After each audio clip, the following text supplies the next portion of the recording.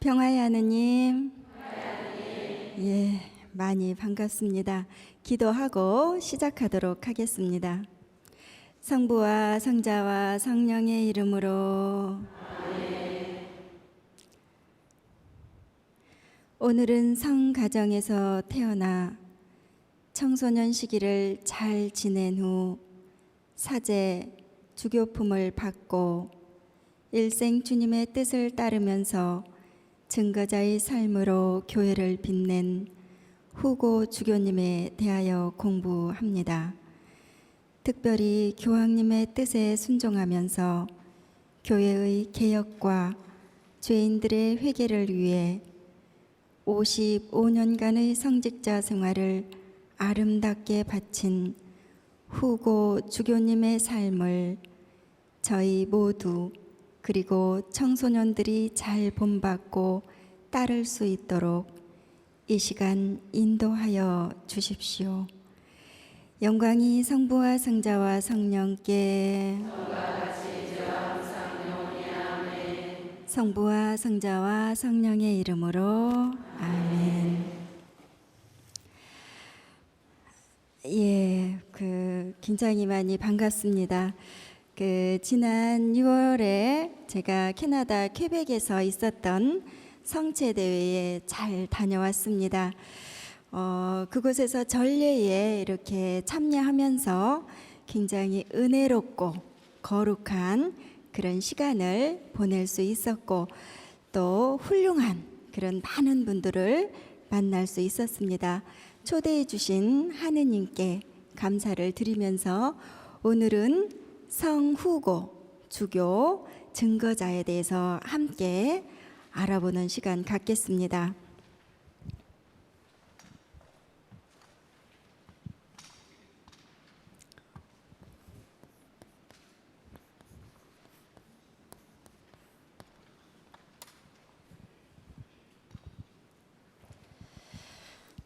예, 성인들의 정기를 보면은요, 경건한 그런 부모의 자녀로 태어난 이가 대단히 많습니다. 예외는 있지만 대개는 좋은 나무는 좋은 열매를 맺는다는 그런 성경 말씀 그대로입니다. 즉 좋은 양치는 보통 착한 아이를 가지게 된다는 그런 말씀입니다.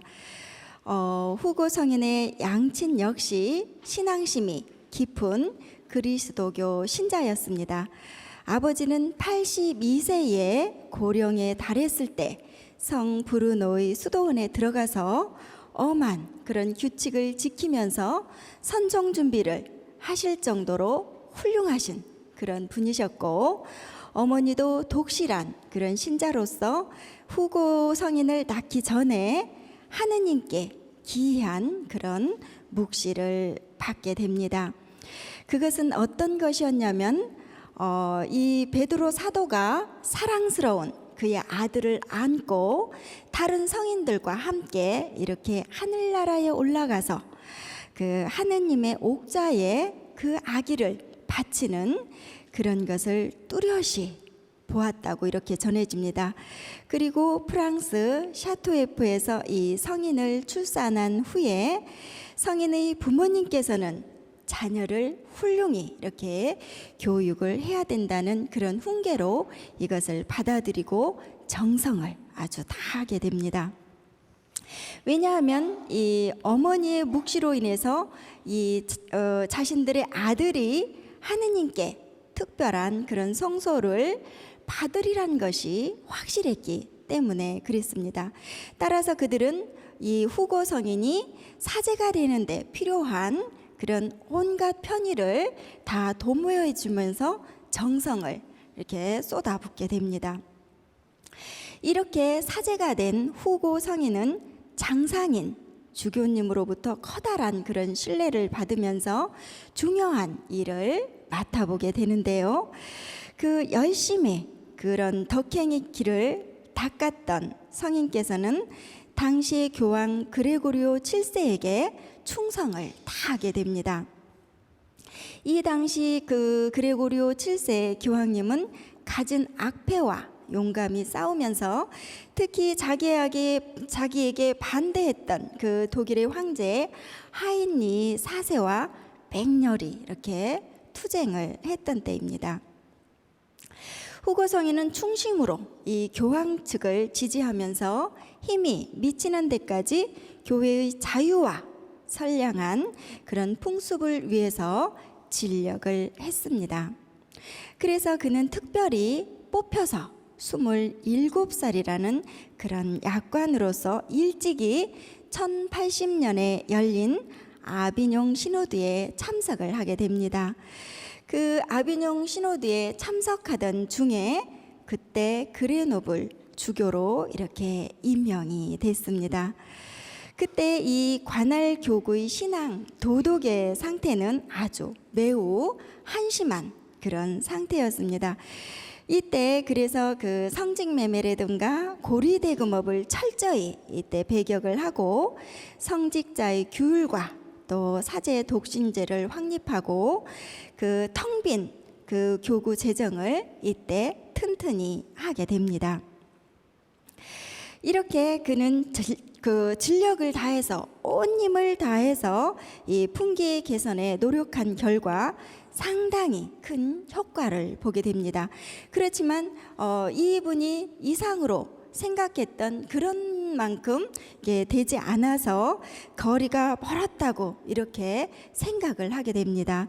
그러면서 겸손했던 이 후고 성인께서는 자신의 무능을 탓하면서 이 주교직을 물러나서 어디로 가고 싶어 하냐면 그 유명한 끌리니 수도원에 들어가서 고요히 은수 생활을 보내고 싶어 합니다.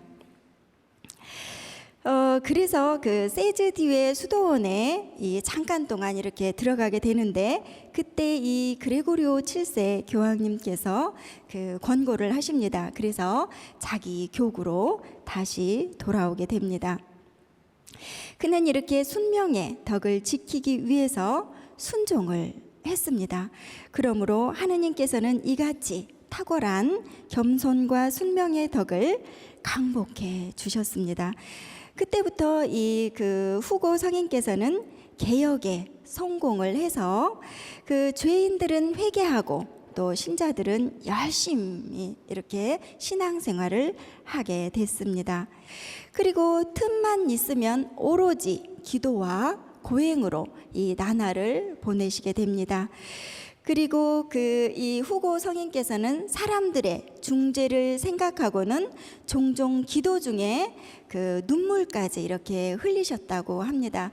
이 죄 중에 머물러 있는 그 사람들이 이렇게 안타까워서 이렇게 눈물을 흘리셨던 그 후고 성인을 생각하면 이분이 많은 신자들을 교구민들을 위해서 얼마나 애썼고 또 사랑을 이렇게 내어주셨는지 우리가 알 수 있습니다. 그래서 이 겸손한 생활과 겸양애덕은 그 많은 사람들로부터 감탄을 자아내게 했습니다. 그리고 또 빈민을 위해서는 온갖 당신의 물건을 어느 것도 아끼지 않았고 또 사람들의 영혼 구원을 위해서는 당신의 모든 희생을 아끼지 않으셨던 분이 바로 또 이 후고 성인이십니다. 그리고 단식제를 지키지 않는 많은 그리스도교 신자의 그런 그 죄를 보속하기 위해서 그 당신이 스스로 엄한 단식제를 실행을 했습니다. 그 까르투시오 수도원의 창립자 성 브루노가 자기의 관할 교구에 이 수도원을 세웠을 때 이 후고 성인은 굉장히 기뻐했습니다. 왜냐하면 그 후고 성인께서는 될 수 있으면 그 수도원에 들어가고 싶어 했었는데 그 수도원이 관할 교구에 이렇게 생기게 되니까 그렇게 많이 기뻐했던 것입니다. 그렇지만 주교직에 있는 동안에는 좀처럼 그것이 허용되지 않았습니다. 그래서 적어도 마음속으로만 수도원에 들어가고 싶다는 그런 열망을 가지고 적어도 2, 3일, 그러니까 일주일에 2, 3일 정도는 수도원에 들어가서 머무르면서 기도와 고행에 몰두했다고 이렇게 전해집니다. 그래서 이 후고 성인은 오랜 세월이 흐른 뒤 그의 몸이 쇠약해져서 병에 걸리게 됩니다. 그러나 보속하는 마음으로 항상 이 병고를 인내하면서 끊임없이 기도를 하고 또 기도를 바쳤던 분입니다. 이같이 후고 주교님께서는 51년간을 지내고 1132년에 80세로 선종을 하시게 됩니다. 그 후 이 후고 성인의 전구로 인해서 많은 그런 기적이 일어나게 됩니다. 그래서 그가 이 성인품에 오르게 된 것은 이 후고 성인이 임종 후에 얼마 안 돼서의 일입니다. 이렇게 훌륭하게 사셨던 후고 성인에 대해서 우리가 간단히 알아봤습니다. 저는 여기까지 마치도록 하겠습니다. 예, 한 주간 동안 행복한 그런 나날 되시기를 바랍니다. 감사드립니다.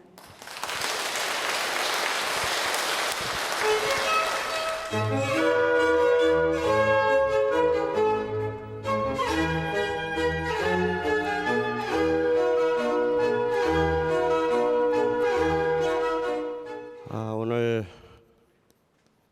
후고 주교님에 대해서 공부를 합니다. 형성의 장안에서 어떤 삶을 살으셨을까?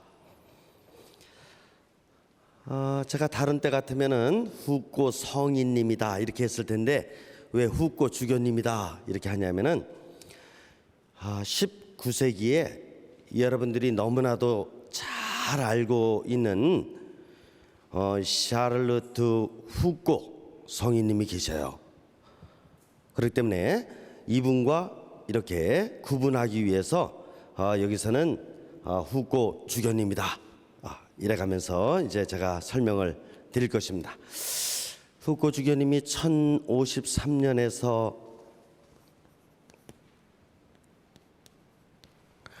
1133년까지 살으셨으니까 80세 살으셨네요. 괜찮게 살으셨어요? 80세면은? 그래. 괜찮게 살으셨다고 봐야죠. 이 오랜 기간 살으셨는데 제가 이분에 대해서 한번 표현을 해본다면 숨소리도 나지 않게 살으신 분이다. 이렇게 한번 표현해보고 싶고 또 한 가지는 성령을 닮은 분이다. 왜냐하면 성령은 소리가 잘 안 나잖아요. 그러니까 숨소리도 나지 않게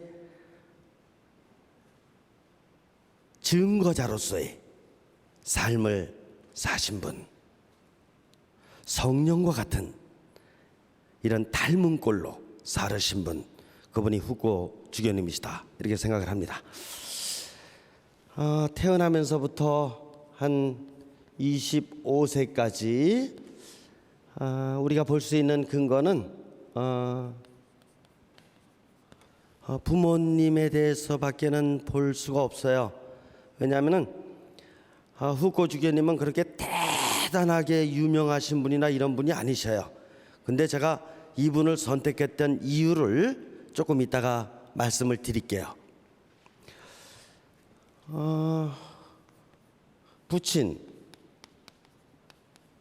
부친께서 아주 신심도 깊고 훌륭하셨고 또 용감한 군인이라고 이렇게 했는데 아마 육신적이고 정신적이고 영적으로 통합적인 차원에서 대단히 훌륭하셨던 분이 아닌가 이렇게 묵상이 되고요.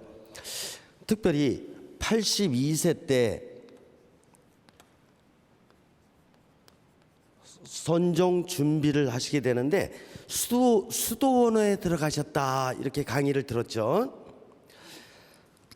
옛날 분이니까 82세면은 사실 오늘날보다 건강하다고 보기 어렵고 참 육신적이나 모든 면으로다가 어려운 처지라고 생각이 드는데, 얼마나 영적으로 훌륭하면 선종 준비를 수도원에 가서 할 생각을 할까. 오늘날 사람들도 그랬으면 좋겠어요. 이렇게 연세가 들고 노인네가 되고 그러면은 누가 나 보살펴 줄 사람 없을까, 뭐 좀 어디 의지할 데 없는가, 이런 생각보다는 좀 더 적극적인 차원에서 내가 생의 마지막을 하느님을 위해서 멋지게 영광을 드리겠다, 이런 마음으로 오히려 수도원에 들어가서 거기서 아주 열심히 기도하고 또 많은 세상의 죄인이라든가 어려운 사람들을 위해서 보속하고 이래가면서 지내면 말년이 얼마나 빛나고 황금 시기가 될까, 이런 생각을 저는 해요. 모친께서 아주 특별한 부분이 있는데 태몽을 하셨네요. 물론 아이를 임신하게 되면은 그 어머님의 마음이야 얼마나 정말 거룩하고, 그리고 아주 훌륭한 아이를 낳으려고 나름대로 노력을 많이 하겠습니까? 그래도 태몽을 꾼다라는 것은 쉬운 일이 아니거든요. 이분이 꿨던 태몽은 이분의 신앙심을 엿볼 수 있는 대단히 중요한 대목이에요. 제1대 교황님이셨던 베드로 사도가 자기가 낳은 아들을 안고 하느님께 갖다 바치는, 멋지죠? 꿈을 꾸려면은 이 정도 꿔야 되는 거 아닌가? 그리고 이때는 꼭 이렇게 아기 임신했을 때만 꿈꿀 생각하지 말고 평소에도 이런 꿈을 좀 꿀 수 있는 이런 영적인 삶을 살아야 되지 않는가, 이런 생각을 어머님의 모범에서 보게 됩니다. 그리고 나서는 이제 자료가 별로 없는데 이 부모님의 소망은 뭐였었냐면은 아들이 사제직의 삶을 사는 것이 부모님의 꿈이었어요. 참 쉽지 않은데 웬만하면 세상에 나가서 출세하고 돈도 많이 벌어서 이 다음에 부모 잘 모시고 이런 거 생각할 텐데, 이분은 오히려 그냥 이 귀하게 얻은 이 아들 하느님께 봉헌하고 싶다, 이런 마음을 가졌으니까 참 그런 부모님의 영향을 받으면서 자란 이 아들 후고는 젊은 시기를 행복하게 지냈다, 이렇게 볼 수 있습니다. 그래서 지적인 교육도 그렇고 영적인 신심도 그렇고 잘 닦아가면서 지낼 수 있었다, 이렇게 봅니다. 25세 때 만나는 분이 있는데 이제 주견님입니다. 근데 주견님 만나는 것이 대단히 중요해요. 뭐보다 먼저 이때 사제 서품을 받게 되니까, 그래서 주견님으로부터 사제 서품을 받았는데 주견님께서 중책을 맡겨주셨다, 이렇게 했습니다. 그러니까 뭔가 중요한 일이 있는 것 같아요. 근데 내용상으로다가는 자료가 없어서 볼 수가 없어요.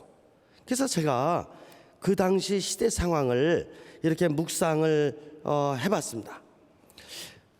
당시에 중세 시대는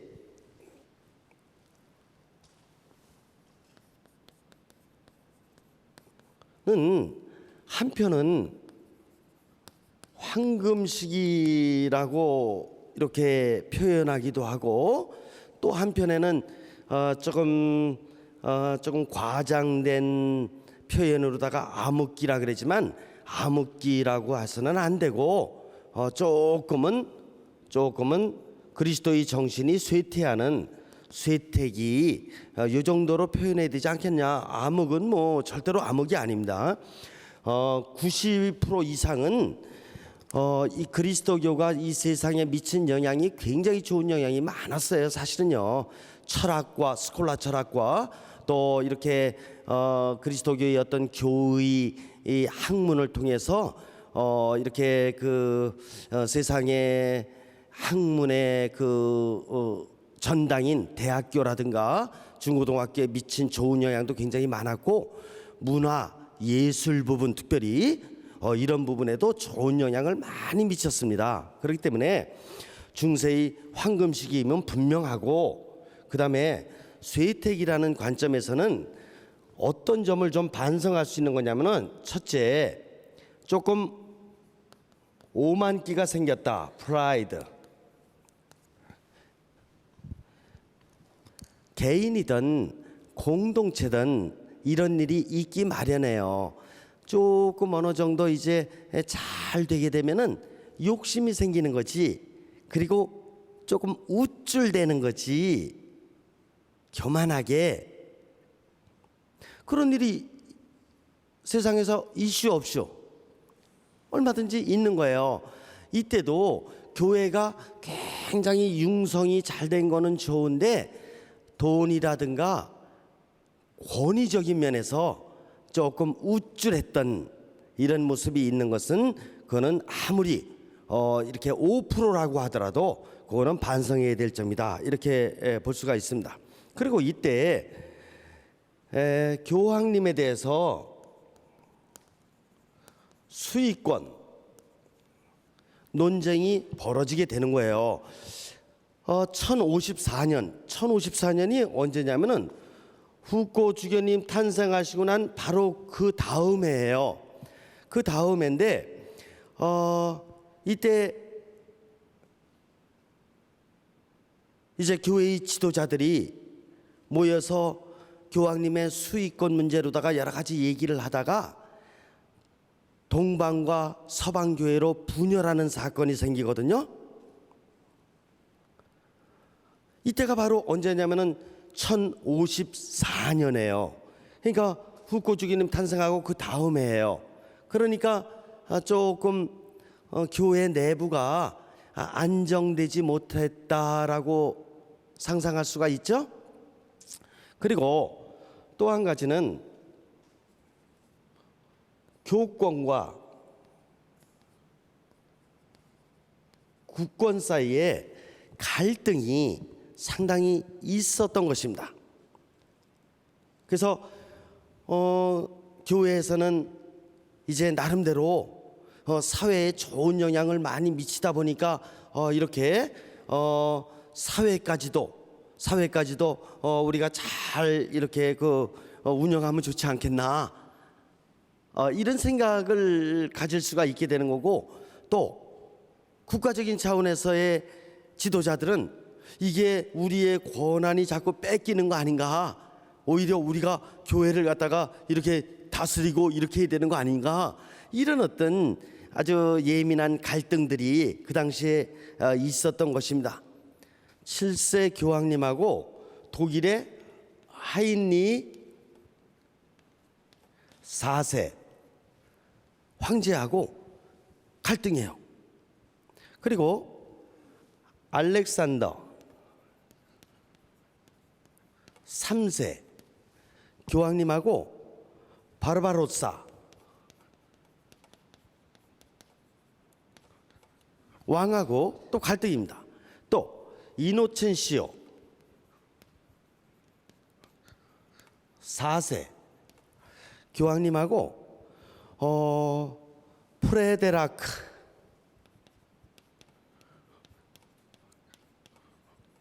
2세 왕하고 갈등해요. 근데 요거 있잖아요. 연도를 조금 보실 필요가 있어요. 그레고리오 7세가 1073년에서 1085, 1073년에서 1085년도에 이제 교황님이셨고, 알렉산더 3세가 1159년에서 1181년 교황님이셨고, 그다음에 이노첸시오 4세가 1243년에서 1254년 네, 교황님이셨거든요.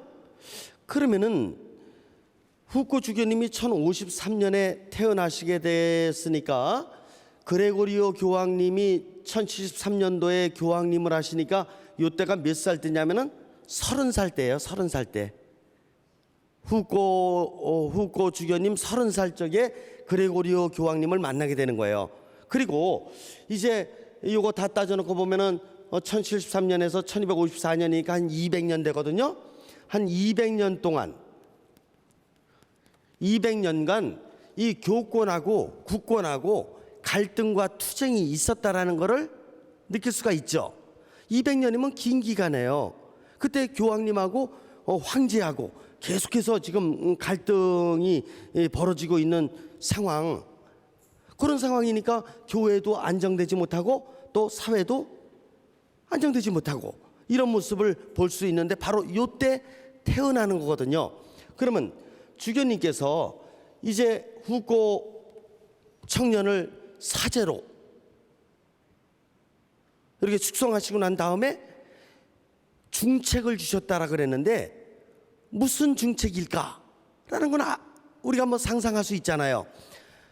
혼란스러우니까 이제 맡은 본당을 갖다가 잘 좀 이렇게 영적으로 다스려서 신자들이 아주 잘 평화스럽게 하라, 이런 것도 있을 수 있겠고, 또 한 가지는 뭐가 있을 수 있느냐, 이 사회하고의 관계에 있어서 안 좋기 때문에 사회도 어수선하거든요. 그러니까 지역사회든 아니면 교구가 관할된 그 지역이든 이런 데 같은 데를 잘 좀 돌봐라, 이런 사회운동을 좀 중책으로 주실 수도 있었고, 하여간 이런 상황인 것입니다.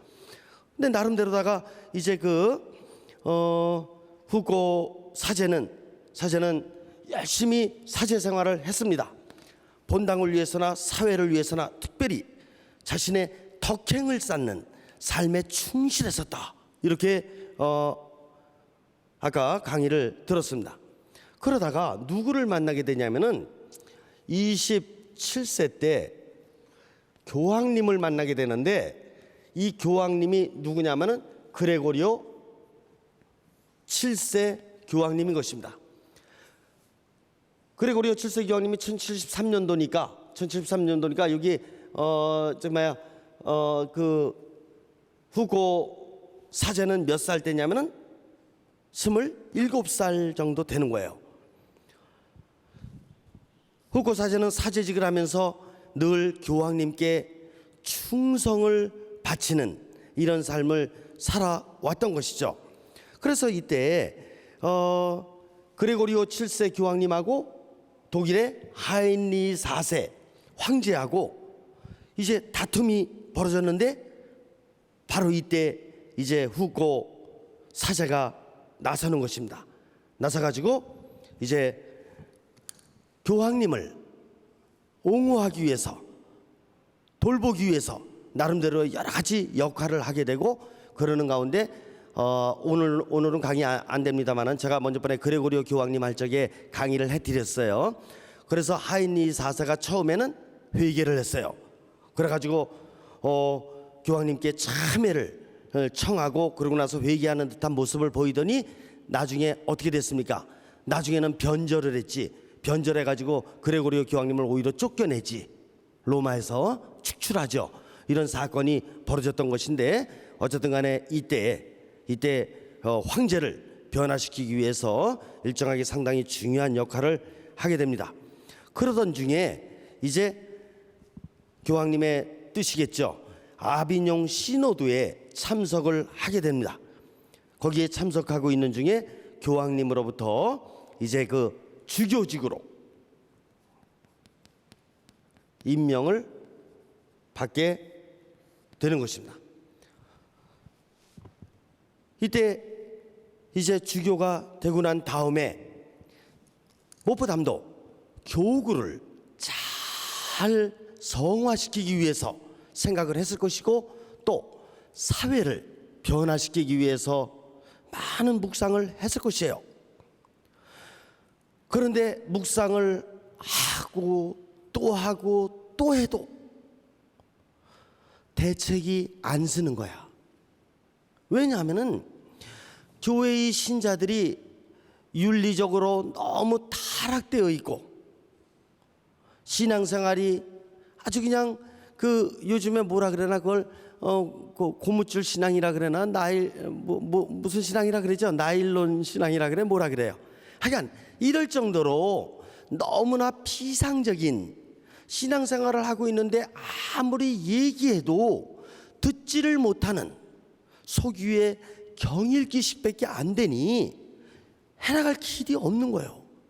그런데다가 교우와 교우 사이에는 서로 간에 불평, 불만과 시기심 이런 것들이 난무하고 또 사회는 더더군다나 심하고 부정, 부패 여러 가지 이런 잘못된 것들이 만연돼 있기 때문에 주교직을 하기가 나로서는 정말 어렵습니다 라는 생각을 하면서 주교직을 사양하고 그리고 나서 콜린이 당시의 개혁 수도원이죠.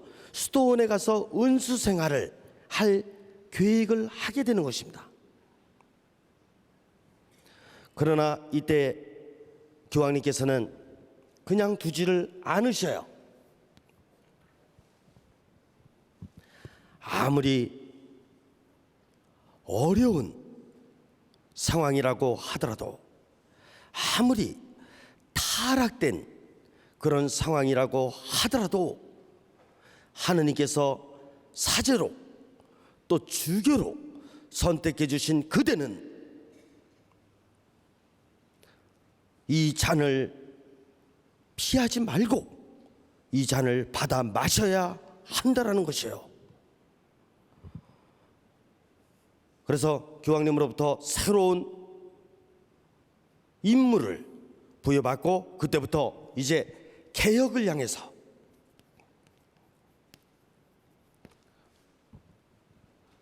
남은 일생을 바치게 되는 것입니다. 그런데 이때 개혁을 한다라는 것이 어떤 의미의 개혁이냐 이것이 대단히 소중합니다. 후코 주교님은 그렇게 유명한 분으로 드러난 분이 아니에요. 여러분들 후코 주교님에 대해서 책 한 번 본 적도 없을 것이고 대부분 그래요. 잘 몰라요. 그러나 이 시대적인 상황 안에서 대단히 중요한 분입니다. 어떻게 개혁에 대한 계획을 세웠느냐? 첫 번째,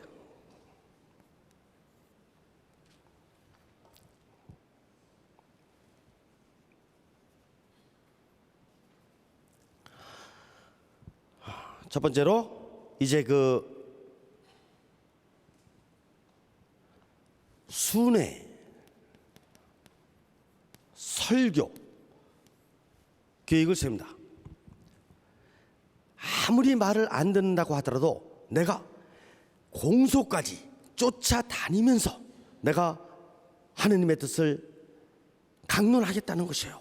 라고 계속해서 다니시면서 이제 순회 설교를 하시게 되고 다니시면서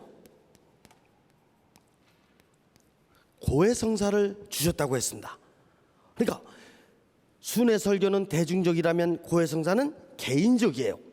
개인적인 차원에서 고해성사를 주면서 계속해서 이렇게 내면을 정리시켜주고 새로운 삶의 방향을 일깨워주고 이런 삶을 계속 이렇게 살아가시는 것입니다.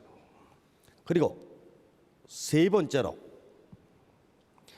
신자들의 죄를 보속하기 위해 엄한 단식을 했다고 했습니다. 대단히 중요한 부분입니다. 아무리 이야기해도 잘 듣지 못하는 깨닫지 못하고 있는 이 신자들 그러면 어떻게 될 거냐? 이제 그들을 그냥 탓하는 걸로 끝낼 거냐?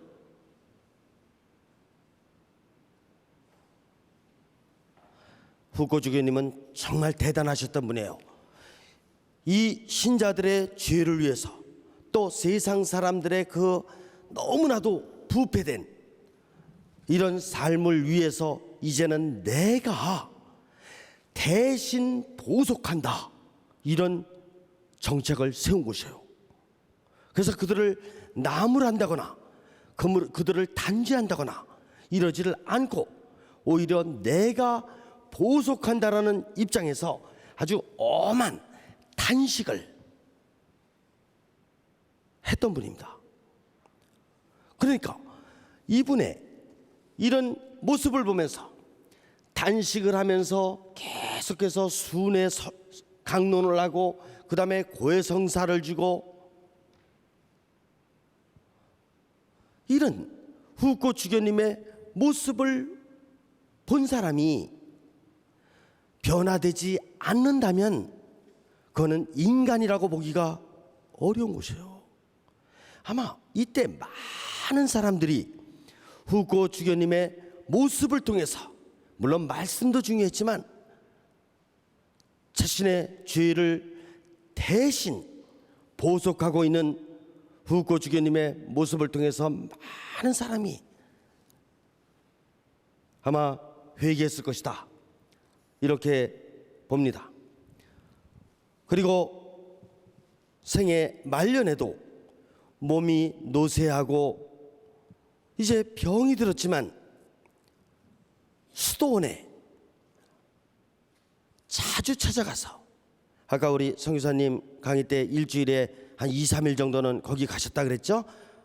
거기 가셔서 뭐 하셨겠느냐 하면은 교회의 부패,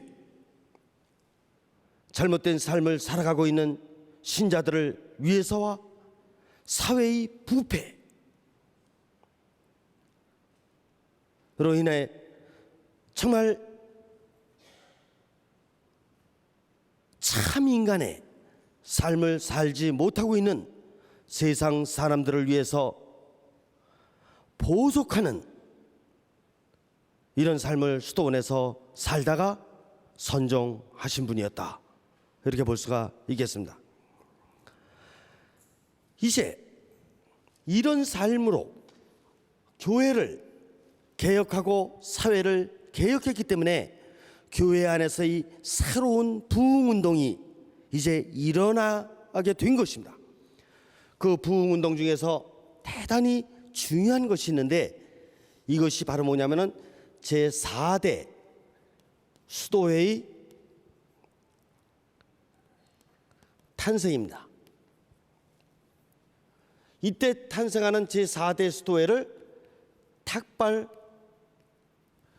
수도회라고 하는 것이죠.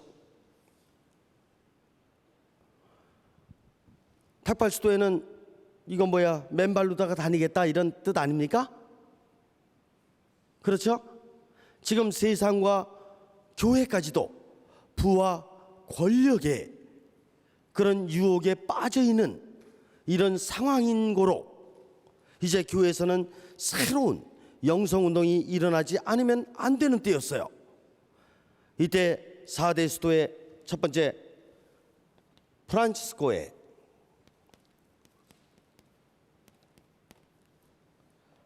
두 번째 도미니코의,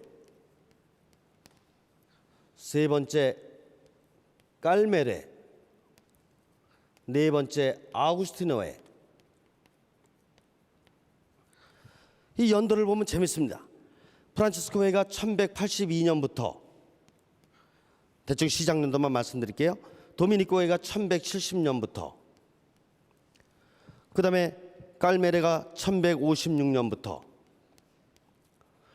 아우구스티노 회가 12세기에서 13세기, 이렇게 대충 지금 정리해 볼 수가 있는데 1182년이면 언제냐 하면은 후고 주교님이 선종하시고 나서 한 50년 있다가요.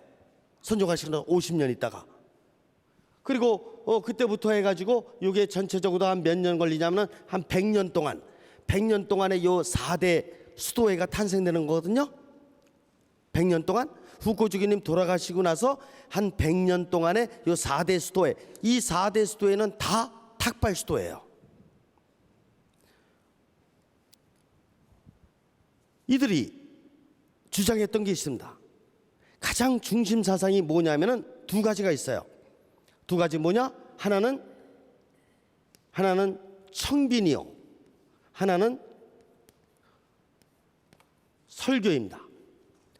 청빈, 왜 청빈을 강조하는가라고 하면은 묵상해 보면 즉시 알 수 있죠. 너무나 사치스럽게, 너무나 부유스럽게 이렇게 잘못된 삶을 변화시키기 위해서는 이제 역으로 청빈한 삶을 사는 모범이 필요한 것입니다. 그리고 설교 뭐냐? 이 청빈한 삶이 얼마나 귀한 삶인가를 일깨워줘야 됩니다. 그렇기 때문에 이 4대 수도회가 청빈과 설교를 통해서 우선적으로 먼저 교회의 변화를 시도하게 되는데, 이 영향을 잘 보고 있노라면 별로 알려져 있지는 않지만 후코 주교님과 같이 25세 때 사제서품을 받고 80세까지 55년간 정말 이렇게 죄인들의 변화를 위해서 순회 설교를 하고 고해성사를 주고, 그리고 신자들의 죄를 대신 보속하면서 단식을 하고, 이런 삶을 교구장님께서, 주교님께서 살아주셨기 때문에 많은 사람들이 좋은 영향을 받게 됐고, 그런 모범을 배우게 되었고, 그러는 가운데 이런 수도회들이 탄생될 수 있게 되었다고 저는 그렇게 묵상을 하는 것입니다. 주교님 한 분이 얼마나 소중한가를 다시 한번 느끼게 되는 대목이고, 그리고 이 후코 주교님이 사회적으로는 많이 알려져 있지는 않지만 이런 모범을 보이면서 교구를 정말 잘 다스렸기 때문에 이제는 바로 전 세계를 변화시켜 나아갈 수 있을 이런 수도회들이 탄생될 수 있게 되었다, 이렇게 보는 것입니다. 후코 주교님은 55년간 성직 생활을 하면서 대단한 무슨 업적을 이룬 것은 아닙니다. 숨소리도 나지 않게